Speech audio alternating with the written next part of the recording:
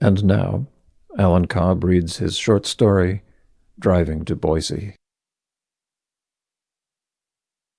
You're driving to Boise.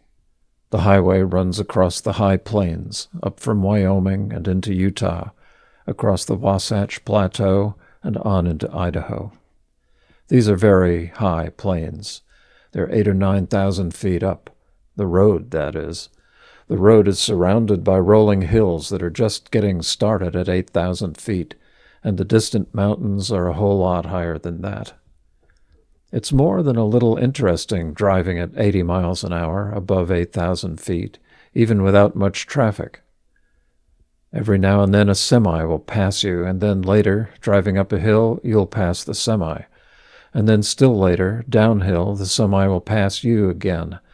And after a while, you realize this careening do-si-do will go on forever unless you make an adjustment to your cruise control. You can either go slower or faster, but with hours behind and hours ahead, slower is no choice at all. So you bump your cruise control by, say, half a mile an hour. But then the next time this 18-wheeler passes you on the downhill, it takes a little longer to get by, and you realize this thing you're doing all day, 80 miles an hour at 8,000 feet, on a little strip of pavement in the middle of nowhere, with no sign of civilization in any direction, except the road itself and a thin stream of traffic, isn't much fun when you're just a few feet away from a 50-foot truck that's also going 80 miles an hour. Sometimes, when you're passing a big rig, it turns out to be a dual tandem with two trailers, and you're plunging alongside for too long, much too long to be 3 feet away from it, towering 15 feet overhead. You realize you'd better just goose it and get past the thing, so you push the pedal down and speed up to 85, except this one's still taking too long, so you figure, what the hell, get past it, and you push the pedal a little further, and now you're going 90. Unfortunately, the road is turning right now in a lazy arc that goes on forever, and you're barreling along in the left lane, and this road that's now going 90-plus miles an hour at maybe 9,000 feet is for some reason off camber. It's tilted to the left, so the centrifugal force and the tilt of the road compress the left suspension on your mini SUV, and you can't shake the impression you're about to fly off into the hinterlands. At your current speed, this boxy little car will roll and bounce for miles before it finally comes to a stop like a crumpled tinfoil chewing gum wrapper in a gully somewhere far out of sight from the road, a few torn-up divots between the pavement and your burial site. No one will notice those divots until days after you fail to arrive in Boise. So it's white knuckles on the steering wheel, nudging well past 90 to get this over with, bracing for the slam of the truck's bow wave, and once you're past the damn dual tandem, you pull back into the cruising lane and watch the tractor falling behind in your mirror. And you drop back down to 83 miles an hour on the cruise control and hope there weren't any troopers around. Chances are good that there aren't any. There's nobody up here.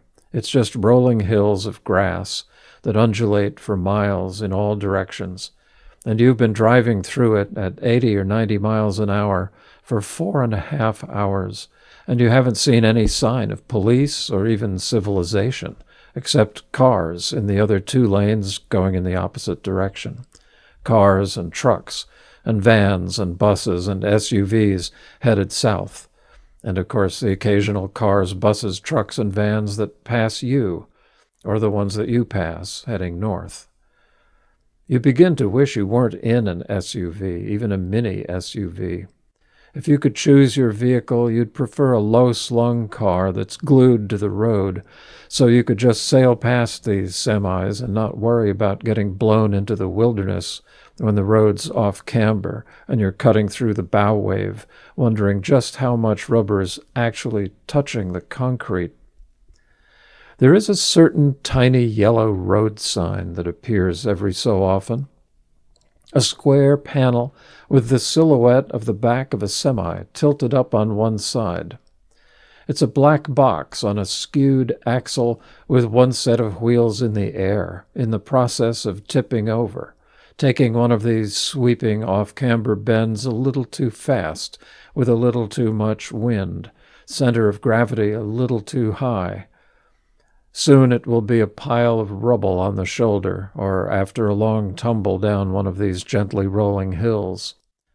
The yellow signs are just for the long-haul truckers, but surely they all get the idea. Otherwise, the highway would be littered with overturned trucks, wouldn't it? Out on some of the dry, shallow hills, swirls of dust reach up toward the sky, twisting and meandering aimlessly. They are little tornadoes, sucking the soil into sometimes towering tan columns that catch the sun translucently with a life of their own. They appear and disappear, rearing up and then fading from view, taking their own random paths through the landscape, while you rush past with the rolling parade of vehicles on your private strip of concrete. Hours later, into the bright afternoon, there's a sprinkle of colored lights far ahead at the side of the road. All the cars and trucks slow down imperceptibly, adjusting their cruise controls to 81 miles per hour. The stream bunches up a little and flies past a cluster of cops and emergency vehicles by a short bridge, where you glimpse multiple tires and axles sticking up from the ravine below the road. Then the stream of cars and trucks nudges back to 85 to 90 and stretches out again and resumes its furious passage through the high plains. Away in the distance, the horizon is very interesting. A little waver of mirage hovers above the far pavement, like ripples of water on a pond, and the bright sun flickers on and off the surface, reflecting from puddles of water on the road. This is what you see, except the mirage puddles make the road seem like it doesn't go quite far enough to reach the horizon. They are like patches of sky in the pavement. In fact, as you approach the horizon, it looks as if the horizon itself is the end of the road, and you can see cars and trucks and minivans and mini SUVs driving into the ripply reflections in the distance, and they waver, and they disappear and reappear, and then waver some more. And then, presumably, they go on over the top of a hill and they disappear. But what if that's not the top of a hill? What if that's the leaping off point? What if that's the end of the road? What if that's the end of the world? Now, as you drive closer to this horizon, you begin to wonder if perhaps something about the hypnotic process of driving at 80 to 83 miles an hour for 4 or 5 hours over these rolling hills in the middle of nowhere at 8,000 feet, with no sign of humanity in any direction except tin boxes and steel containers careening along with you or in the opposite direction. Maybe this isn't real at all. Maybe you are on a road at 8,000 feet, going all day long at a breakneck speed from nowhere to nowhere. Maybe Boise isn't off that end up there past that horizon. Maybe it's simply nothing. Maybe you have nowhere to go. Maybe you're going nowhere. What's going to happen when you hit that horizon?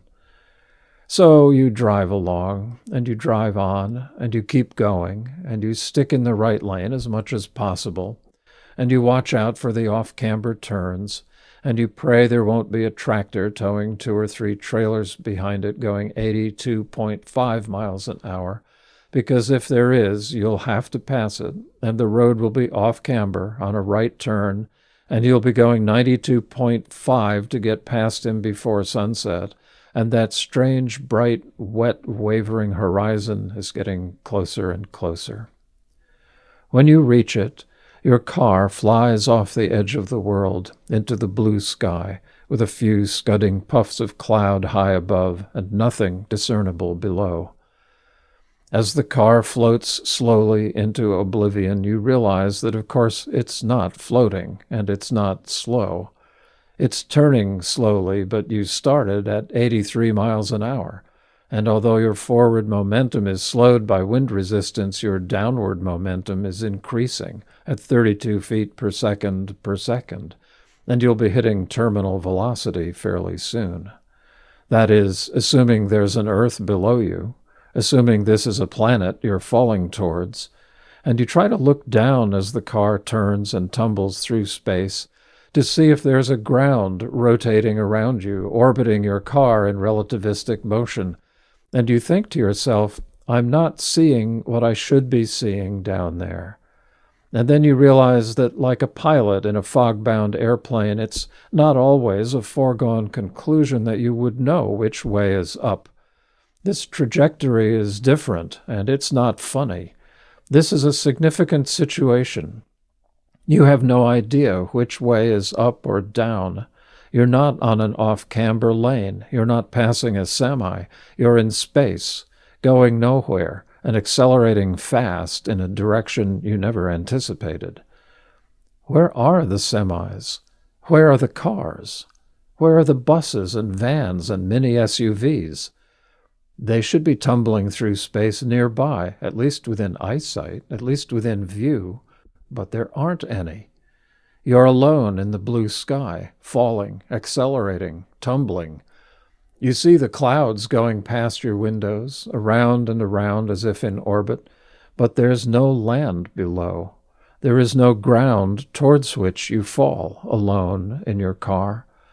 And you think, maybe this goes on forever. Maybe I will never hit anything. Maybe this is it. Maybe this is the end. Maybe this is reality, falling into nowhere, from nowhere, and there's no such thing as Boise. The dust devils swirl in the vast rolling fields where the road ends, and they watch the stream of cars, leaping like lemmings, flying off the edge of the world, where they disappear in sparkling trails of sunlight. This was Driving to Boise by Alan Cobb, read by the author.